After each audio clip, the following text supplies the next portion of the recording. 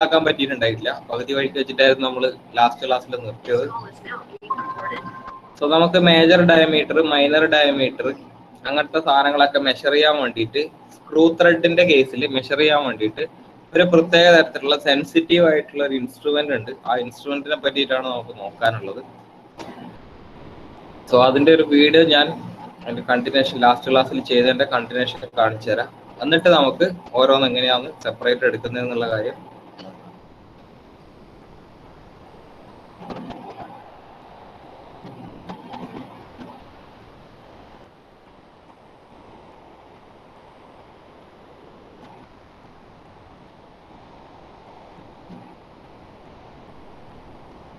Last ക്ലാസ്സിൽ നമ്മൾ കണ്ട ഇൻസ്ട്രുമെന്റ് ഇതായിരുന്നു. ഇതിന്റെ പേരായിരുന്നു ഫ്ലോട്ടിംഗ് കാരേജ് മൈക്രോമീറ്റർ. ഫ്ലോട്ടിംഗ് ആയിട്ടുള്ള കാരേജ് ഉള്ള മൈക്രോമീറ്റർ. അത് എന്തുകൊണ്ടാ പേര് വന്നതെന്നൊക്കെ പറഞ്ഞിട്ടുണ്ടായിരുന്നു. ഈ ഒരു നിങ്ങൾക്ക് കാണാം, ഇവിടെ ഒരു വലിയ സിലിണ്ടറിക്കൽ ഡിസ്ക് ഉണ്ട് റൈറ്റ് സൈഡിൽ. ലെഫ്റ്റ് സൈഡിൽ ഒരു നമ്മളെ എന്താ പറയാ ഡയൽ ഇൻഡിക്കേറ്റർ ഉണ്ട്. ഇതൊക്കെ നിൽക്കുന്നത് ഒരു കാരേജിന്റെ അകത്താണ്. ഈ കാരേജ് നമുക്ക് ഫ്ലോട്ട് ചെയ്യുന്ന പോലെയാണ് ഉണ്ടാകുക. നമുക്ക് ഇതിനെ ഊരി മാറ്റിയിട്ട് നമ്മളെ ബേസ് സെപ്പറേറ്റ് ആക്കി വെക്കാം. അതുകൊണ്ടായിരുന്നു ഇതിനെ ഫ്ലോട്ടിംഗ് കാരേജ് മൈക്രോമീറ്റർ എന്ന് പറയുന്നത്. പിന്നെ ഇപ്പൊ നിങ്ങൾക്ക് ഇവിടെ കാണാൻ പറ്റുന്നതെന്ന് വെച്ച് കഴിഞ്ഞാൽ ഇതിന്റെ സെന്ററിൽ നമ്മളിപ്പോ ഒരു പീസ് ക്ലാമ്പ് ചെയ്ത് വെച്ചിട്ടുണ്ട്. ഇതൊരു സ്റ്റാൻഡേർഡ് ആയിട്ടുള്ള സിലിണ്ടറിക്കൽ ഷേപ്പാണ്. ഓക്കെ, ഇതിന്റെ മുകളിൽ ഇതിന്റെ ഡയമീറ്റർ എത്രയാണെന്ന് നമുക്ക് ഉണ്ടാവും.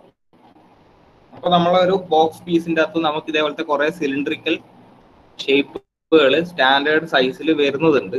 അതില് നമ്മൾ സ്ക്രൂ ത്രെഡ്, നമ്മൾ മെഷർ ചെയ്യാൻ പോകുന്ന സ്ക്രൂ ത്രെഡിനോട് തൊട്ടടുത്ത് നിൽക്കുന്ന ഒരു ഏകദേശം ഒരു ഡയമീറ്റർ നമ്മൾ നോക്കിയിട്ടാണ് ചൂസ് ചെയ്യുന്നത്.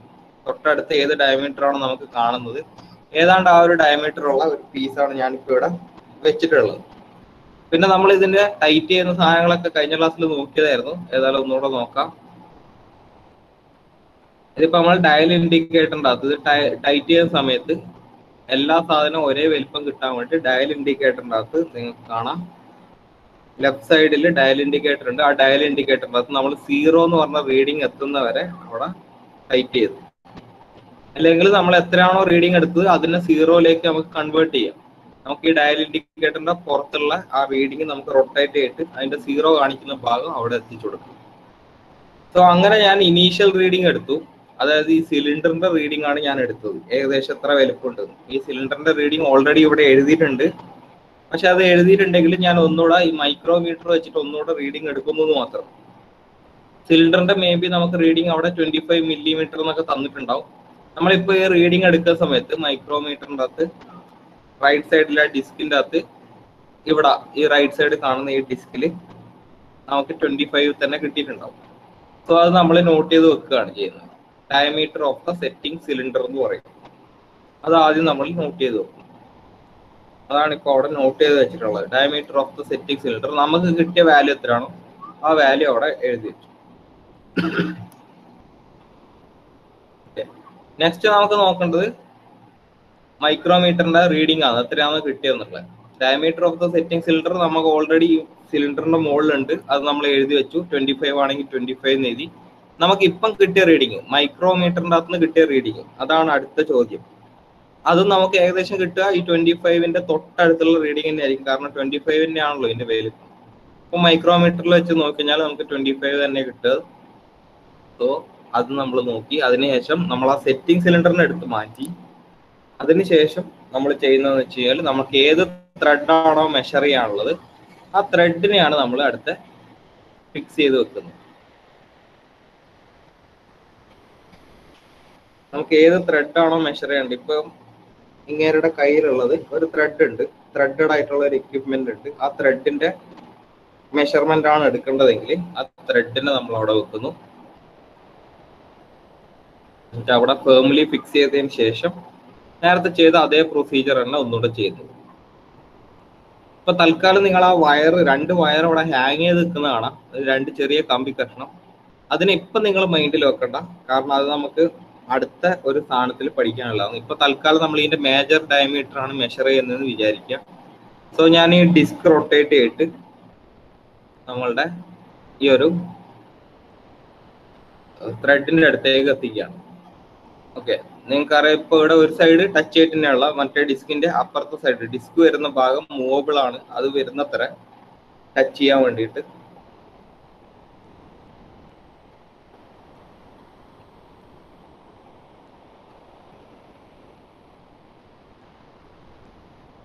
അപ്പൊ ഞാൻ ഗ്രാജുവലി അത് ടച്ച് ചെയ്തിട്ട് എവിടെയാക്കി, ഇവിടെ നിങ്ങൾക്ക് ഡയൽ ഇൻഡിക്കേറ്ററിൻ്റെ അകത്ത് കാണാം, ഞാൻ നേരത്തെ കാണിച്ച അതേ പൊസിഷനിൽ വന്നെത്തിയിട്ട് നിർത്തിച്ചു. അതിന് കൂടുതലും ഇല്ല കുറവുമില്ല. ഞാൻ നേരത്തെ എത്രയാണോ പ്രഷർ ഡയൽ ഇൻഡിക്കേറ്ററിൻ്റെ അകത്ത് കൊടുത്തത് ആ സെയിം പ്രഷർ തന്നെ ഞാൻ ഇപ്പോഴും റൊട്ടേറ്റ് ചെയ്തിട്ട് ഇതിനെത്തിക്കുകയാണ്. ഓക്കെ, എന്നിട്ട് നമ്മൾ അടുത്ത ഇപ്പം നമുക്ക് കിട്ടിയ റീഡിങ്ങും കൂടി എടുക്കുന്നു. ഇത്രയുള്ള പ്രോസസ് എന്ന് പറയുന്നത്. ഇതാണ് നമ്മളെ ആഫ്റ്റർ ഓൾ ഈ മേജർ ഡയമീറ്ററും മൈനർ ഡയമീറ്ററും മെഷർ ചെയ്യാനുള്ള പ്രോസസ്സ് വരുന്നത്. സോ നമുക്ക് തൽക്കാലം ഇത് ഇവിടെ വെച്ച് സ്റ്റോപ്പ് ചെയ്യാം. ബാക്കി ഇപ്പം ഇവർ ചെയ്തുകൊണ്ടിരിക്കുന്നത് വയറൊക്കെ വെച്ചിട്ടുള്ള സാധനമായിരുന്നു, അതെന്താന്നുള്ളത് നമുക്ക് വരുന്ന സമയങ്ങളിൽ നോക്കാം. അത് ഈ മേജർ ഡയമീറ്ററും മൈനർ ഡയമീറ്ററും കഴിഞ്ഞതിന് ശേഷമുള്ള ഒരു ഡയമീറ്റർ മെഷർമെന്റ് പ്രോസസ്സാണ്. അത് എഫക്റ്റീവ് ഡയമീറ്റർ മെഷർ ചെയ്യാന്ന് പറയും, അഥവാ പിച്ച് ഡയമീറ്റർ എന്ന് പറയും. അത് മെഷർ ചെയ്യാൻ വേണ്ടിയിട്ടാണ് നമ്മൾ ആ ത്രെഡ് ഒരു വയറൊക്കെ വെച്ചിട്ടുള്ളത്. സോ ഇപ്പം തൽക്കാലം നമുക്ക് ഇവിടെ വെച്ച് സ്റ്റോപ്പ് ചെയ്തിട്ട് ഞാൻ ഇതുവരെ ചെയ്ത പ്രോസസ്സുകൾ എന്താണെന്ന് കാണിച്ചു തരാം. സോ നമ്മളെ കയ്യിലുണ്ടായെന്ന് വെച്ച് കഴിഞ്ഞാൽ ഒരു നിങ്ങൾക്ക് കാണാൻ പറ്റും ഒരു ആൻവിൽ ഉണ്ടായിരുന്നു, ലെഫ്റ്റ് സൈഡിലും റൈറ്റ് സൈഡിലും. ഇതാണ് നമ്മളെ കാരേജിന്റെ മുകളിൽ ഉണ്ടായ ആൻവിൽ എന്ന് പറയാം. ഓക്കെ, ഇത് മൊത്തം ഉണ്ടായത് ഒരു കേസിങ്ങിൻ്റെ ഉള്ളിലായിരുന്നു. അതിൻ്റെ അകത്ത് തന്നെ ലെഫ്റ്റ് സൈഡിൽ നമുക്ക് പ്രൊവൈഡ് ചെയ്തിട്ടുണ്ടായത് ഒരു ഡയൽ ഇൻഡിക്കേറ്റർ ആയിരുന്നു. ആൻവിലിന്റെ ലെഫ്റ്റ് സൈഡിൽ നമുക്കൊരു ഡയൽ ഇൻഡിക്കേറ്റർ ഉണ്ടായിരുന്നു. റൈറ്റ് സൈഡിൽ എനിക്കുണ്ടായത് ഒരു സിലിണ്ടറിക്കൽ ഷേപ്പിലുള്ള കുറെ റീഡിങ്സ് ഉള്ള മൈക്രോമീറ്ററിന്റെ സെറ്റപ്പുകളാണ്. ഓക്കെ, സോ ഇതിന്റെ പേരാണ് മൈക്രോമീറ്റർ എന്ന് പറയുന്നത്. ലെഫ്റ്റ് സൈഡിൽ കാണുന്ന ഈ ഡയൽ ഇൻഡിക്കേറ്ററിന്റെ നമ്മൾ വിളിക്കുന്ന പേരാണ് fiducial indicator.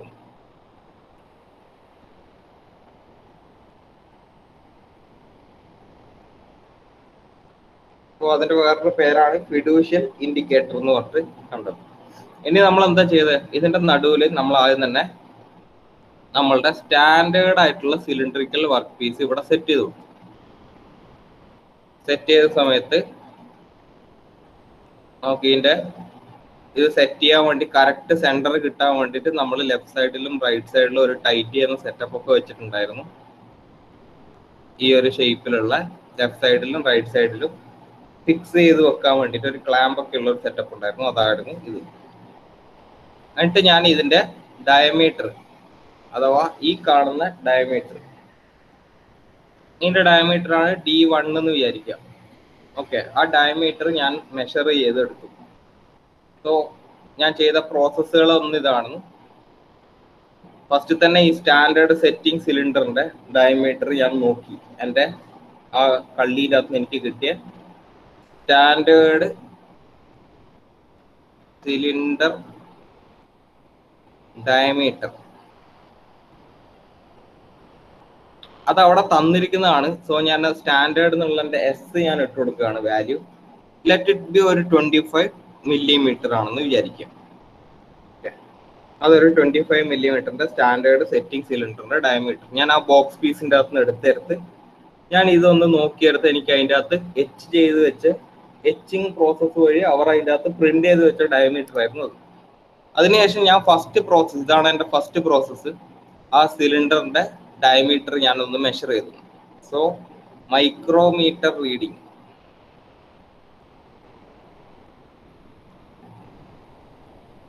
Of setting cylinder. അടുത്ത സ്റ്റെപ്പിൽ ഞാൻ ചെയ്യുന്നതാണ് മൈക്രോമീറ്റർ റീഡിങ് എടുത്തെടുത്ത് മേ ബി എനിക്ക് ചിലപ്പം കിട്ടുക 24.008 അതുമായിട്ട് 998 നാട്ടെ കിട്ടിയെന്ന് വിചാരിക്കാം. 24.998. കാരണം നമുക്കറിയാം നമ്മൾ മെഷർ ചെയ്യുന്ന സമയത്ത് നമ്മളുടെ മനുഷ്യന്മാരുടെ ഹ്യൂമൻ എറേഴ്സ് കാരണം ചെറിയ എന്തെങ്കിലും പോയിന്റ് വേരിയേഷൻസ് ഒക്കെ വരാൻ സാധ്യതയുണ്ട്. സോ 25 പകരം എനിക്ക് കിട്ടിയത് 24.998 ആണെന്ന് വിചാരിക്കാം. കൺസിഡർ ചെയ്യുക വെറുതെ. ഓക്കെ, നെക്സ്റ്റ് ഞാൻ ചെയ്യുന്ന പ്രോസസ് എന്ന് വെച്ച് കഴിഞ്ഞാൽ ആ സ്റ്റാൻഡേർഡ് സിലിണ്ടർ അവിടെ നിന്ന് മാറ്റി അതിന് പകരം ഇവിടെ ഡയൽ ഇൻഡിക്കേറ്റർ ഉണ്ട്, റൈറ്റ് സൈഡിൽ നമ്മളുടെ സെറ്റിംഗ് സിലിണ്ടർ ഇതുണ്ട്, മൈക്രോമീറ്ററിന്റെ ഹെഡ് ഉണ്ട്, മൈക്രോമീറ്റർ റീഡിങ് വരുന്നത്. ഇതിന് ശേഷം ഞാൻ ചെയ്യുന്നത് വെച്ചാൽ എൻ്റെ വർക്ക് പീസ് എനിക്ക് ത്രെഡ് ആണല്ലോ മെഷർ ചെയ്യേണ്ടത്, ത്രെഡിന്റെ മേജർ ഡയമീറ്റർ ആയിരുന്നു മെഷർ ചെയ്യേണ്ടത്. സോ ലെറ്റ് ഇറ്റ് ബി ഇതിവിടെയാണ് ത്രെഡ് ഉള്ളതെന്ന് വിചാരിക്കാം.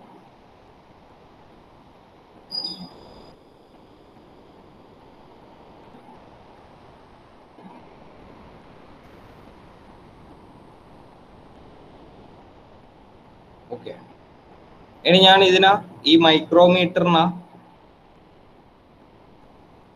ഞാൻ എങ്ങനെയാ റൊട്ടേറ്റ് ചെയ്യുന്നത്? എനിക്ക് ഇവിടെ നേരത്തെ കാണിച്ച അതേ റീഡിങ് കിട്ടാൻ വേണ്ടിയിട്ട് അത്ര തന്നെ പ്രഷറിലാണ് ഞാൻ ഇവിടെ കൊടുത്തിട്ടുള്ളത്. സോ നിങ്ങൾക്ക് രണ്ട് ഫിഗറും കൂടെ ഒന്നിച്ച് കാണിച്ചു തരാം. ഈ ഫസ്റ്റ് ഫിഗർ ആണ് എൻ്റെ ഫസ്റ്റ് ഫിഗർ ആണ് എൻ്റെ സെറ്റിംഗ് സിലിണ്ടർ. മാറിപ്പോയരുത്, ഇത് സെറ്റിംഗ് സിലിണ്ടർ ആണ്.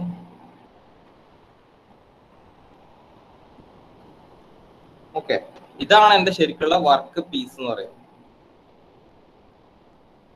സോ നമ്മൾ ഒന്നാമത്തെ സ്റ്റേജിൽ ഈ സെറ്റിംഗ് സിലിണ്ടറിന്റെ സ്റ്റാൻഡേർഡ് മെഷർമെന്റ് അതിന്റെ മുകളിൽ തന്നെ ഉണ്ടാവും, അത് നോട്ട് ചെയ്തു. രണ്ടാമത്തെ സ്റ്റെപ്പിൽ നമ്മൾ മൈക്രോമീറ്റർ വെച്ചിട്ട് ഇതേ റീഡിങ് ഒന്നുകൂടി എടുത്തു, അത് നമ്മൾ നോട്ട് ചെയ്ത് വെച്ചു. തേർഡ് സ്റ്റെപ്പിൽ ഞാൻ എന്ത് ചെയ്യുന്നു, എൻ്റെ ത്രെഡ് ഏത് ത്രെഡിന്റെ ആണോ ഔട്ട്സൈഡ് ഡയമീറ്റർ മെഷർ ചെയ്യേണ്ടത് ആ ത്രെഡിനെ അവിടെ വെച്ചു. എന്നിട്ട് ഞാൻ ഈ ഡയമീറ്റർ മെഷർ ചെയ്തു. ഓക്കെ, ഞാൻ ഈ ഡയമീറ്റർ മെഷർ ചെയ്യുന്ന സമയത്ത് എനിക്ക് ലെറ്റ് ഇറ്റ് ബി ആ ഡയമീറ്റർ എന്ന് വെച്ച് കഴിഞ്ഞാൽ ഒരു R അല്ലെങ്കിൽ D2 ആണെന്ന് വിചാരിക്കും. ഡയമീറ്റർ 2 എനിക്ക് കിട്ടിയ ആ ഡയമീറ്റർ 2 ആണെന്ന് വിചാരിക്കുക. ചില ടെക്സ്റ്റ് ബുക്കിന്റെ അകത്ത് നിങ്ങൾക്ക് ഈ ഡീന് പകരം R1 R2 എന്നൊക്കെ ആയിരിക്കും ഉണ്ടാവുക. ഇത് R1 ഇത് R2. R എന്ന് വെച്ചാൽ ഉദ്ദേശിക്കുന്ന റേഡിയസ് അല്ല, തെറ്റിദ്ധരിക്കരുത്. R എന്ന് വെച്ചാൽ ഉദ്ദേശിക്കുന്നത് റീഡിങ് 1 റീഡിങ് 2 അങ്ങനെയാണ് ഉദ്ദേശിക്കുന്നത്. ടെക്സ്റ്റ് ബുക്കിന്റെ അകത്ത് നോക്കിയാൽ നിങ്ങൾക്ക് R1 R2 എന്നാണ് ഉണ്ടാവുക. സോ R1 എന്ന് വെച്ചാൽ ഉദ്ദേശിക്കുന്നത് റീഡിങ് 1 ആണ്, തെറ്റിദ്ധരിക്കരുത്. റേഡിയസ് എന്ന് വിചാരിച്ച് തെറ്റിദ്ധരിക്കരുത്. R1 R2 എന്നൊക്കെ പറയുന്നത് റീഡിങ് 1 റീഡിങ് 2 ആണ്. മൈക്രോമീറ്റർ റീഡിങ്ങിന്റെ R ആണ് ഉദ്ദേശിക്കുന്നത്. അപ്പോൾ ഞാൻ തൽക്കാലം നിങ്ങൾക്ക് കൺഫ്യൂഷൻ ഇല്ലാണ്ടിരിക്കാൻ വേണ്ടിയിട്ട് ഇവിടെ D1 എന്ന് ഇട്ടു, ഇവിടെ D2 എന്ന് ഇട്ടു. R1 R2 എന്നുള്ള ടേം ഞാൻ ഉപയോഗിക്കുന്നില്ല. അങ്ങനെയാണെങ്കിൽ ഞാൻ എന്ത് ചെയ്യും, നെക്സ്റ്റ് എൻ്റെ സ്റ്റെപ്പിലേക്ക് പോവാണ്. അതൊരു ഫോർമുലയാണ്. ലാസ്റ്റ് സ്റ്റെപ്പ്, നാലാമത്തെ സ്റ്റെപ്പ് എന്ന് പറയുന്നത് ഡയമീറ്റർ ഓഫ് ത്രെഡ്. ശരിക്കുള്ള ത്രെഡ് എന്ന് വെച്ച് കഴിഞ്ഞാൽ നമ്മൾ വിചാരിക്കും ഈ കാണുന്ന D2 അല്ലേ ഡയമീറ്റർ ഓഫ് ദ ത്രെഡ്, പക്ഷെ അതല്ല എടുക്കേണ്ടത്. കാരണം ത്രെഡ് എന്ന് വെച്ച് കഴിഞ്ഞാൽ നമുക്കറിയാം ഇങ്ങനെ പ്രൊജക്ഷൻസ് ഉള്ള സാധനമാണ്. നമ്മൾ ഈ മൈക്രോമീറ്റർ ഒക്കെ വെക്കുന്ന സമയത്ത് ആൻവിലൊക്കെ ഇവിടെ പ്രഷർ കൊടുക്കുന്ന സമയത്ത് ഇത് ചിലപ്പോൾ ചെറുതായിട്ടൊന്ന് ഉള്ളിലേക്ക് ആവാൻ സാധ്യതയുണ്ട്. ആ പ്രഷർ കാരണം ആ ത്രെഡ് ഡീഫോർമേഷൻ ഉണ്ടാവാൻ സാധ്യതയുണ്ട്. അത് കറക്റ്റ് കിട്ടാൻ വേണ്ടിയിട്ടാണ് നമ്മൾ ഈ സെറ്റിംഗ് സിലിണ്ടർ ഒക്കെ വെച്ചിട്ട് തന്നെ പ്രഷറൊക്കെ എടുത്തിട്ട് മെഷർ ചെയ്യുന്നത്. So diameter of the thread എന്ന് പറയുന്നത് നമ്മളെ സെറ്റിംഗ് സിലിണ്ടറിന്റെ ഡയമീറ്റർ, അതായത് S, ആ റീഡിങ് നമുക്ക് ഓൾറെഡി ഉള്ളത്, അത് plus or minus R2 minus R1, അഥവാ R2 എന്ന് വെച്ചാൽ രണ്ടാമത്തെ റീഡിങ് മൈനസ് R1, അഥവാ നമുക്ക് പറയാം S plus or minus D2 minus D1. Plus or minus ഇടാൻ കാരണം എന്ന് വെച്ച് കഴിഞ്ഞാൽ എനിക്കിവിടെ കിട്ടിയത് ഇതാണ് എൻ്റെ D1 എന്ന് വിചാരിക്കാം. ഓക്കെ, എനിക്ക് ഇവിടെ കിട്ടിയ D2 എന്ന് പറയുന്നത് ലെറ്റ് ഇറ്റ് ബി ഒരു D2 എന്ന് പറയുന്ന സാധനം എനിക്ക് മെഷർ ചെയ്തെടുത്ത് കിട്ടിയത് നമ്മൾ കാരണം ഏകദേശം ഒരു അളവ് വെച്ചിട്ടാണല്ലോ എടുത്തത്. 48.998 ആണെന്ന് വിചാരിക്കും. ഓക്കെ, 20 48 അല്ല, നമ്മൾ ഏതാണ്ട് 25 റേഞ്ചിലാണല്ലോ കിട്ടുന്നത്. സോ എനിക്ക് ഇവിടെ കിട്ടിയെന്ന് വെച്ചാൽ 24.880 ആണെന്ന് വിചാരിക്കാം, മില്ലിമീറ്റർ. സോ നമുക്ക് ഈ ഇക്വേഷനിലേക്ക് ഒന്ന് ഇട്ട് നോക്കാലോ. എസ് എന്ന് വെച്ച് കഴിഞ്ഞാൽ 25. So S plus or minus D2 minus D1 ആണ്. D2 എന്ന് വെച്ച് കഴിഞ്ഞാൽ നമ്മളെ ത്രെഡിന്റെ ഡയമീറ്റർ മൈനസ് D1 എന്ന് വെച്ചാൽ സെറ്റിംഗ് സിലിണ്ടറിന്റെ ഡയമീറ്റർ. സോ എസ് എന്ന് വെച്ചാൽ 25 ആയിരുന്നു. ഓക്കെ, എസ് എന്ന് വെച്ചാൽ 25 ആയിരുന്നു. D1 എന്ന് വെച്ച് കഴിഞ്ഞാൽ ഇവിടെയാണ് കൊടുക്കേണ്ടത്. D2 എന്ന് വെച്ചാൽ 24 ആണ്. സോ പ്ലസ് ഓർ മൈനസ് ഞാൻ ഇട്ടുകൂടാ. 24.880 24.880. ഓക്കെ, അത് മൈനസ് D1 എന്ന് വെച്ചാൽ എനിക്ക് എത്ര കിട്ടും? 24.998. സോ നമുക്ക് ഏതാ 25 പ്ലസ് ഓർ മൈനസ് 24.880 മൈനസ് 24.998 എത്രയാണ് വാല്യൂ കിട്ടുക?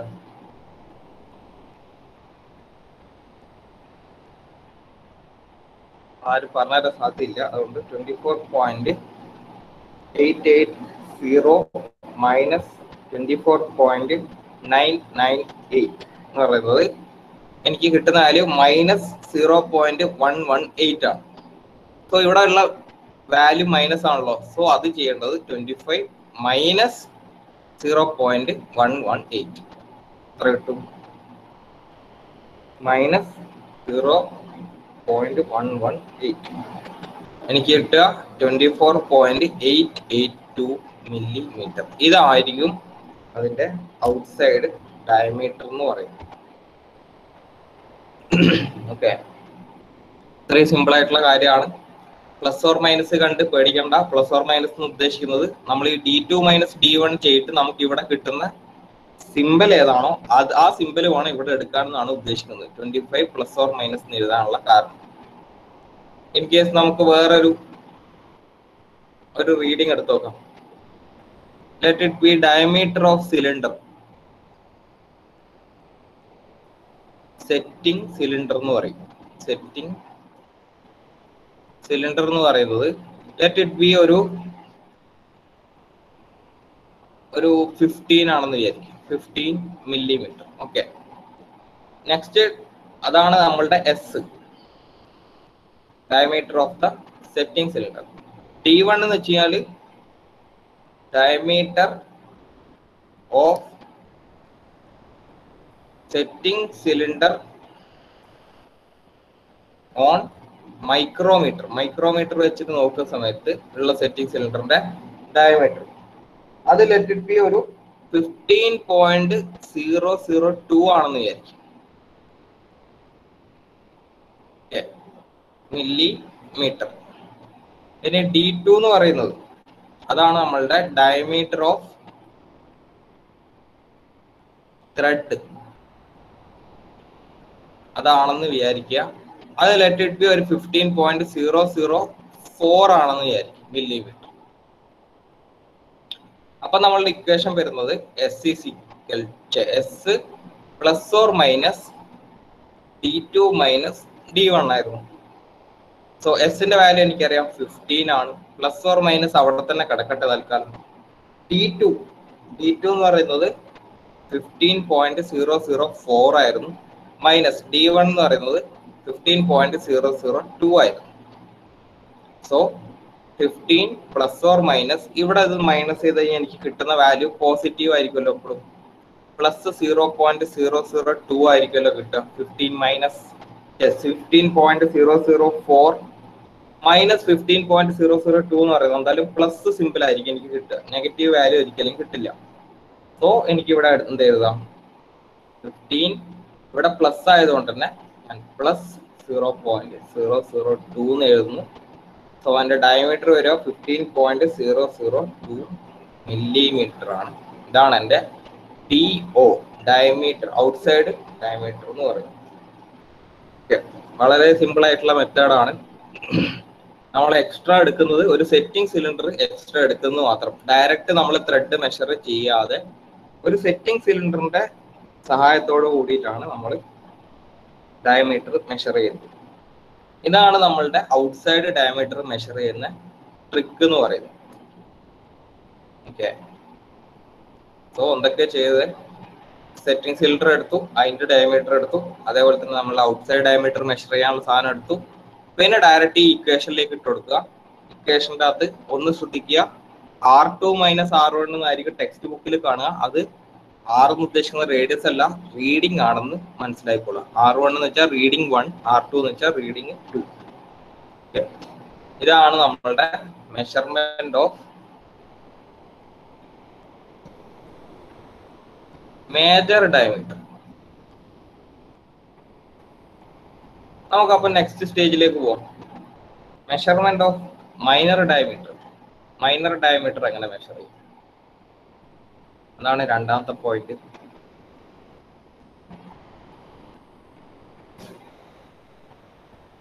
Measurement of minor diameter. Minor diameter നമ്മൾ ഇൻഡിക്കേറ്റർ DC എന്ന് വെച്ചിട്ടാണ് ഉദ്ദേശിക്കുന്നത്. കോർ ഡയമീറ്റർ എന്നാണ് പറയല്. കോർ എന്ന് വെച്ചാൽ ഉൾഭാഗത്തുള്ള ഡയമീറ്റർ. കോർ, ഭൂമിന്റെ കോർ എന്നൊക്കെ പറയുന്നത് ഭൂമിന്റെ ഉൾഭാഗത്തിനാണ്. അതേപോലെ തന്നെ DC എന്ന് പറഞ്ഞാൽ കോർ ഡയമീറ്റർ എന്നാണ് ഉദ്ദേശിക്കുന്നത്. ഇത് മെഷർ ചെയ്യുന്ന സെയിം സെറ്റപ്പ് തന്നെയാണ്. ആകെയുള്ള വ്യത്യാസം എന്ന് വെച്ച് കഴിഞ്ഞാൽ നമ്മളെ ആൻവിലിന്റെ ഷേപ്പിന് ഒരു ചെറിയ വ്യത്യാസം ഉണ്ടാകുന്നു മാത്രം. സെയിം സെറ്റപ്പ് തന്നെ. ഫസ്റ്റ് തന്നെ ഞാൻ ഒരു സ്റ്റാൻഡേർഡ് സിലിണ്ടർ എടുക്കും. ഏകദേശം മൈനർ ഡയമീറ്റർ എത്രയാണെന്ന് നോക്കിയിട്ട് ഞാൻ ഒരു സ്റ്റാൻഡേർഡ് സിലിണ്ടർ എടുക്കും. അതിനുശേഷം ഞാൻ എൻ്റെ മൈക്രോമീറ്റർ എടുക്കും. ഇതിൻ്റെ അകത്തുള്ള ആൻവിലിന്റെ പ്രത്യേകത എന്ന് വെച്ചാൽ ഇങ്ങനെ ഒരു ടാപ്പർ ഷേപ്പിലായിരിക്കും ആൻവിൽ ഉണ്ടാകുക. ഓക്കെ, അത്രേ വ്യത്യാസമുള്ളൂ. ഒരു ടാപ്പർ ഷേപ്പിലായിരിക്കും ആൻവിൽ ഉണ്ടാകുക. ഇവിടെ എൻ്റെ മൈക്രോമീറ്റർ ഉണ്ടാവും. ഇതാണ് എൻ്റെ micrometer head.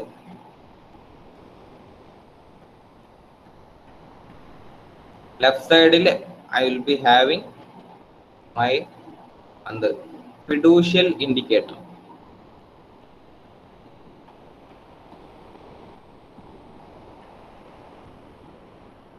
Okay, so right side I am having my micrometer and left side I am having my fiducial indicator. ആകെയുള്ള വ്യത്യാസം എന്ന് വെച്ച് കഴിഞ്ഞാൽ ഓൺലി വൺ ചേഞ്ച്. ഇവിടെ എന്തായിരിക്കും? ടാപ്പർ ആയിട്ടുള്ള ആൻവിൽ ആയിരിക്കും ഉണ്ടാകുക. ആൻവിൽ അതിന്റെ തെറ്റം എന്ന് വെച്ച് കഴിഞ്ഞാൽ ടാപ്പർ ഷേപ്പിലായിരിക്കും ഉണ്ടാവുക. അത് ത്രെഡിന്റെ ഉള്ളിലേക്ക് പോകാനുള്ള എളുപ്പത്തിന് വേണ്ടിയിട്ടാണ് ആൻവില് ടാപ്പർ ആയിട്ടുള്ള ഷേപ്പിൽ വെക്കുന്നത്. സോ ലെറ്റ് ഇറ്റ് ബി, ഈ ഒരു സെറ്റിംഗ് സിലിണ്ടറിന്റെ S ആണ് ഇതിന്റെ ഉള്ളിൽ എഴുതിയിട്ടുള്ള റീഡിംഗ് എന്ന് വിചാരിക്കുക. ലെറ്റ് ഇറ്റ് ബി ഒരു 20 മില്ലിമീറ്റർ. ഓക്കെ, സോ S എന്ന് വെച്ച് കഴിഞ്ഞാൽ എന്താണ്? diameter of setting cylinder. Let it be ഒരു 20 മില്ലിമീറ്റർ ആണ് സ്റ്റാൻഡേർഡ് സൈസ് അതിൽ എഴുതിയിട്ടുള്ളതെന്ന് വിചാരിക്കും. നെക്സ്റ്റ് സ്റ്റെപ്പിൽ ഞാൻ ചെയ്യുന്നതെന്ന് വെച്ച് കഴിഞ്ഞാൽ ഇതെന്റെ ഫസ്റ്റ് സ്റ്റെപ്പ്. സെക്കൻഡ് സ്റ്റെപ്പിൽ ഞാൻ ചെയ്യുന്നത് മൈക്രോമീറ്ററിൻ്റെ അകത്ത് എനിക്ക് ഇതിന്റെ എത്രയാണോ റീഡിങ് കിട്ടിയത് അത് മൈക്രോമീറ്ററിൽ ലെറ്റ് ഇറ്റ് ബി ഒരു D1 ആണ് എൻ്റെ റീഡിംഗ് എന്ന് വിചാരിക്കുക. ലെറ്റ് ഇറ്റ് ബി ആ D1 എന്ന് വെച്ച് കഴിഞ്ഞാൽ 20.002 മില്ലിമീറ്റർ ആണെന്ന് വിചാരിക്കും. സോ സെക്കൻഡ് സ്റ്റേജ് എന്ന് വെച്ചാൽ D1 മെഷർ ചെയ്യാവുന്നതാണ്. D1 എന്ന് വെച്ച് കഴിഞ്ഞാൽ എന്താണ്? Diameter of cylinder by micrometer. Micrometer വെച്ച് അളന്ന നേരത്ത് എനിക്ക് ആ സിലിണ്ടറിന്റെ ഡയമീറ്റർ എത്ര കിട്ടിയത്? ലെറ്റ് ഇറ്റ് ബി 20.002 മില്ലിമീറ്റർ ആണെന്ന് പറഞ്ഞു. സോ ഞാൻ നെക്സ്റ്റ് സ്റ്റേജിലേക്ക് പോവാണ്. നെക്സ്റ്റ് സ്റ്റേജ് എന്ന് വെച്ച് കഴിഞ്ഞാൽ ഇതിനെ ഞാൻ അങ്ങ് എടുത്ത് മാറ്റും.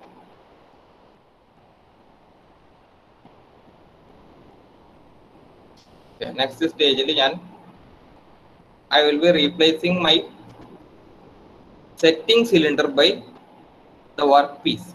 എനിക്ക് മെഷർ ചെയ്യാനുള്ള വർക്ക് പീസിനെ ഞാൻ ഇവിടെ വെക്കും. വർക്ക് പീസിന്റെ ഇന്റേണൽ ഡയമീറ്റർ ആണല്ലോ മെഷർ ചെയ്യേണ്ടത്. സോ സ്വാഭാവികമായിട്ട് ഈ ഒരു പോയിന്റിൽ വരിക എന്ന് വെച്ച് കഴിഞ്ഞാൽ ഇന്റേണൽ ഡയമീറ്ററിലായിരിക്കും വന്ന് നിൽക്കുക. അതേപോലെ തന്നെ ഇപ്പുറത്തെ സൈഡ്.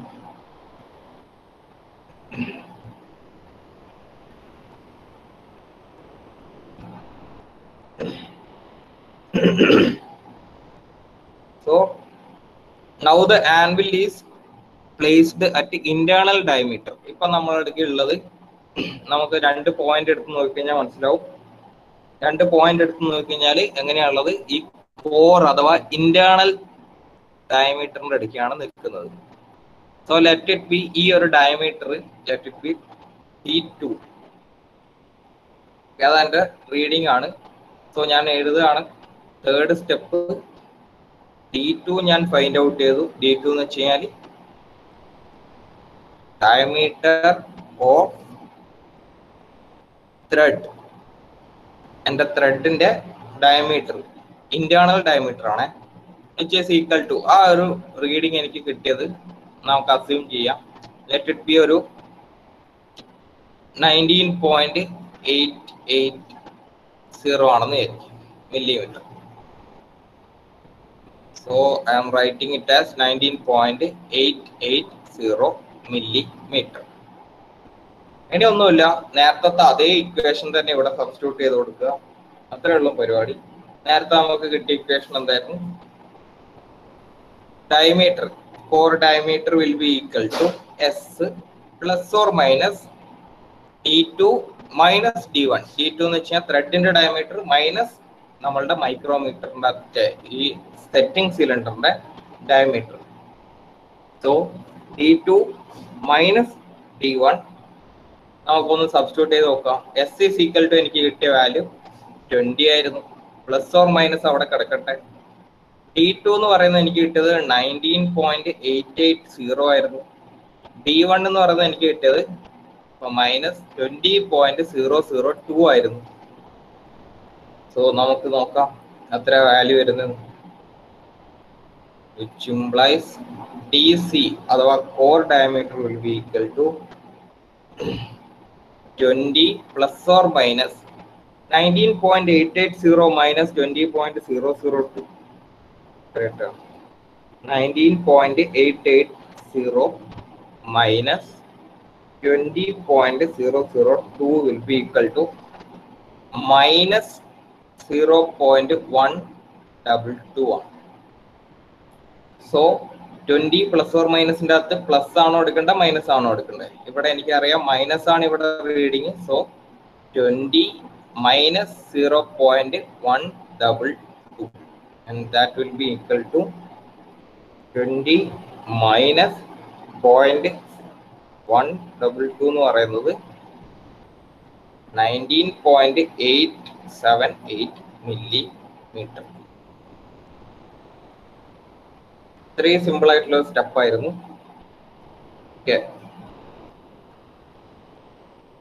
ഇതായിരുന്നു എൻ്റെ പ്രോസസ്സിൽ ഞാൻ ചെയ്തു വെച്ചത്. ആൻഡ് എനിക്ക് ലാസ്റ്റ് DC അഥവാ കോർ ഡയമീറ്റർ എനിക്ക് കിട്ടി 9.878 millimeter. ഇക്വേഷൻ സെയിം തന്നെ, ഇക്വേഷൻസിലൊന്നും മാറ്റില്ല. മേജർ ഡയമീറ്ററും മൈനർ ഡയമീറ്ററും കണ്ടുപിടിക്കാൻ വേണ്ടിയിട്ടുള്ള സെറ്റപ്പ് ആകെ ഇത്രയേ ഉള്ളൂ.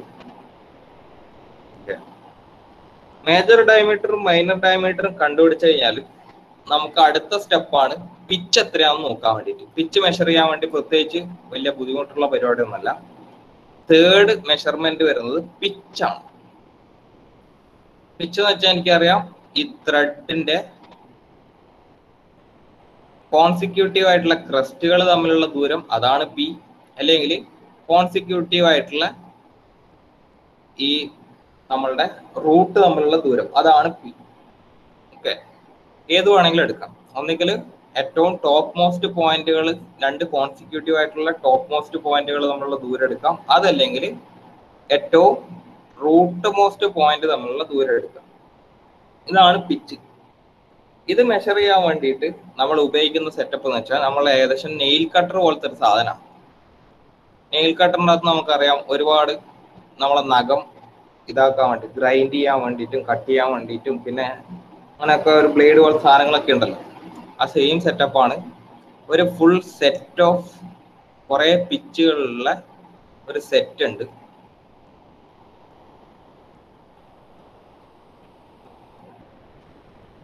കുറേ പിച്ചസ് ഉള്ള ഒരു സെറ്റ് ഓഫ് എക്യുപ്മെന്റ് ആണ്. അതിന്റെ ഒരു സൈഡ് കുറേ ഉണ്ടാവും.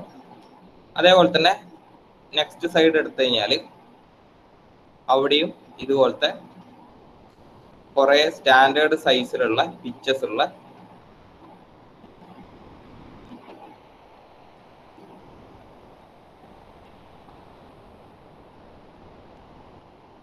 ഇങ്ങനെയുള്ള ഒരു ഐറ്റാണ്.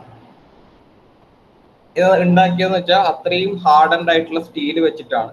കാരണം നമ്മൾ ഓരോ പ്രാവശ്യം അളക്കുന്ന സമയത്തും ഇതിന്റെ ടൂത്തിന് എന്തെങ്കിലും പ്രശ്നം ഉണ്ടാവും. സോ ഇതിൻ്റെ അകത്തൊക്കെ റീഡിങ് ഉണ്ടാവും. ഇതിപ്പം ചിലപ്പോൾ നമുക്ക് വേരി ചെയ്തതെന്ന് വെച്ച് കഴിഞ്ഞാൽ 0.25 മില്ലിമീറ്റർ തൊട്ട് ഇവിടെ ചിലപ്പം എത്തുന്നത് 6 മില്ലിമീറ്റർ വരെയുള്ള പിച്ച് റേഞ്ചിലുള്ള എല്ലാ പിച്ചിലുള്ള എക്യുപ്മെന്റ്സും ഇവിടെയുണ്ട്. അങ്ങനെ മൊത്തം 24 ബ്ലേഡ്സ് ഉണ്ട്. 24 ബ്ലേഡുകളുള്ള ഒരു സെറ്റാണ് നമ്മളുടെ പിച്ച് മെഷറിംഗ് ഇൻസ്ട്രുമെന്റ് എന്ന് പറയുന്നത്. നമ്മൾ എന്ത് ചെയ്താൽ മതി, ഇൻ കേസ് എനിക്ക് മെഷർ ചെയ്യേണ്ടത് എൻ്റെ ഈ ഒരു സ്ക്രൂ ത്രെഡിന്റെ മെഷർ ചെയ്യണമെങ്കിൽ ഞാൻ എന്ത് ചെയ്യാം, ഇവിടെ നിന്ന് ഏകദേശം എനിക്ക് ഇത് ഈ ഒരു പിച്ചുമായിട്ട് റിലേറ്റ് ചെയ്തിട്ടുള്ള ഏതെങ്കിലും ഒന്നിനെ ഞാൻ ഇങ്ങ് എടുക്കുക. എന്നിട്ട് വെച്ച് നോക്കുന്ന സമയത്ത് ഏതാണോ എക്സാക്ട്ലി ഇതുമായിട്ട് കോയിൻസൈഡ് ചെയ്ത് നിൽക്കുന്നത്, which set is coinciding exactly with the pitch of our work piece. So let it be ഇതൊരു 2 മില്ലിമീറ്റർ ആണെന്ന് വിചാരിക്കാം. 2 മില്ലിമീറ്ററിന്റെ സെറ്റിലായിരുന്നു എനിക്ക് എക്സാക്ട് കോയിൻസിഡൻസ് കിട്ടുന്നത്. സോ എനിക്ക് ഡയറക്റ്റ് പറയാം എന്താണ് ഈ ഒരു ത്രെഡിന്റെ പിച്ച് എന്ന് പറയുന്നത് ഈ 2 mm ആണ്. ഓക്കെ, സോ ഇത് വെച്ചാൽ ഒരു സ്റ്റാൻഡേർഡ് 24 ബ്ലേഡ്സ് ഉള്ള ഒരു സ്റ്റാൻഡേർഡ് എക്യുപ്മെന്റ് ആണ് നമ്മളുടെ കയ്യിൽ ഉണ്ടാകുക പിച്ച് മെഷർ ചെയ്യാൻ വേണ്ടിയിട്ട്. സോ ഈ 2 mm എന്ന് വെച്ച് ഞാൻ ഉദ്ദേശിക്കുന്നത് ഇത് തമ്മിലുള്ള ഈ ഡിസ്റ്റൻസ്, 2 ക്രസ്റ്റുകൾ തമ്മിലുള്ള ഡിസ്റ്റൻസ് അല്ലെങ്കിൽ 2 റൂട്ടുകൾ തമ്മിലുള്ള ഡിസ്റ്റൻസ് 2 മില്ലിമീറ്റർ ആയിരിക്കുന്നു നമുക്ക് ഉറപ്പിക്കാൻ പറ്റും. അപ്പൊ ഇതിന്റെ ലിമിറ്റേഷൻ എന്ന് വെച്ച് കഴിഞ്ഞാൽ നമുക്ക് 0.25 മില്ലിമീറ്റർ തൊട്ട് 6 മില്ലിമീറ്റർ വരെ ഇതിൻ്റെ അകത്ത് മെഷർ ചെയ്യാൻ പറ്റുള്ളൂ. അങ്ങനെ ഒരു ലിമിറ്റേഷൻസ് ഉണ്ട്. അതിനെക്കാട്ടിയും വലിയ ത്രെഡുകൾ വന്നു കഴിഞ്ഞാൽ നമുക്ക് ഇത് വെച്ചിട്ട് മെഷർ ചെയ്യാൻ പറ്റില്ല. അത് മെഷർ ചെയ്യുന്നത് നമ്മൾ വേറൊരു മെത്തേഡ് വെച്ചിട്ടാണ്. അത് നമുക്ക് ആ സമയത്തേക്ക് എടുക്കാം. ഒപ്റ്റിക്കൽ ഇൻസ്ട്രുമെന്റിൽ വരുന്നതാണ് ബാക്കി സ്ക്രൂ ത്രെഡ് മെഷർമെന്റിന്റെ കാര്യങ്ങളൊക്കെ.